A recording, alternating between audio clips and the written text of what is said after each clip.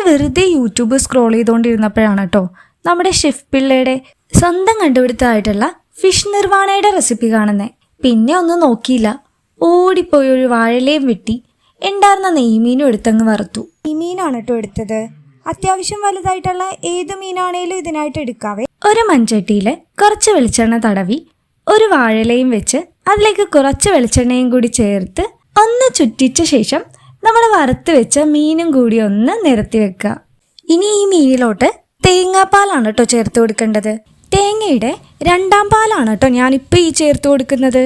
ഇനി ഇതിലേക്ക് കുറച്ച് വേപ്പിലയും നീളത്തിലരിഞ്ഞ പച്ചമാങ്ങയും കുറച്ച് പച്ചമുളക് നീളത്തിലരിഞ്ഞതും നീളത്തിലരിഞ്ഞ ഇഞ്ചിയും കൂടിയാണ് കേട്ടോ ചേർത്ത് കൊടുക്കേണ്ടത്. പച്ചമുളകും ഇഞ്ചിയും മാങ്ങയൊക്കെ ചേർത്ത ശേഷം ഇതിലേക്ക് കുറച്ച് കുരുമുളക് പൊടിയും ആവശ്യത്തിന് ഉപ്പും കൂടി ചേർത്ത് കൊടുക്കാം.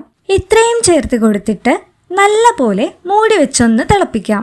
തിളച്ചു കഴിഞ്ഞാൽ മൂടിയൊന്ന് തുറക്കുമ്പോഴുള്ള ആ ഒരു സ്മെല്ല്, നമ്മുടെ തേങ്ങാപ്പാലും ഇഞ്ചിയും പച്ചമുളകൊക്കെ കൂടി ചേർന്നൊരു സ്പൈസി ആയിട്ടുള്ളൊരു സ്മെല്ലായിരുന്നേ. ഇനി നമുക്കിതിലേക്ക് മാറ്റിവെച്ച 2ാം പാലും കൂടി ചേർത്ത് ഒന്നുകൂടി തിളപ്പിക്കാം. ഒന്നുകൂടി മൂടി വെച്ച് തിളപ്പിച്ചു കഴിഞ്ഞപ്പോഴേക്കും നമ്മുടെ ഫിഷ് നിർവാണ റെഡി. ഇനി ഇത് പാലപ്പത്തിൻ്റെ കൂടെയോ ഇടിയപ്പത്തിൻ്റെ കൂടെയോ ഈവൻ ചോറിൻ്റെ കൂടെ ആണെങ്കിൽ കൂടി ഉഷാറായി. അപ്പോൾ ഫിഷ് നിർവാണയുടെ റെസിപ്പി എല്ലാവർക്കും മനസ്സിലായല്ലോ. ഓടിപ്പോയി ഉണ്ടാക്കിക്കോട്ടോ. അപ്പോൾ നമ്മുടെ വീഡിയോസ് എല്ലാം ഇഷ്ടപ്പെടുന്നുണ്ടെങ്കിൽ നമ്മുടെ ചാനൽ ഒന്ന് സബ്സ്ക്രൈബ് ചെയ്യാൻ മറക്കരുതേ. അടുത്തൊരു വീഡിയോ ആയിട്ട് കാണുന്നവരേക്കും ബൈ.